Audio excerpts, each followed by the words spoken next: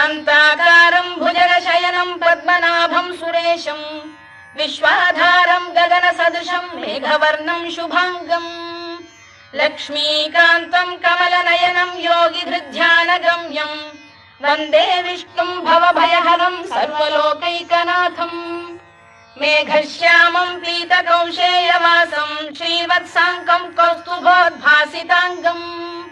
पुण्योपेतं पुण्डरीकायताक्षं विष्णुं वन्दे सर्वलोकैकनाथम्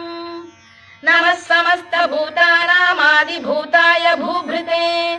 अनेकरूपरूपाय विष्णवे प्रभविष्णवे सशङ्खचक्रं सकिरीटकुण्डलं सपीतवस्त्रं सरसीरुहेक्षणं सहारवक्षस्थलशोभिकौस्तुभं नमामि विष्णुं शिरसा चतुर्भुजम् छायायां पारिजातस्य हेमसिंहासनोपरि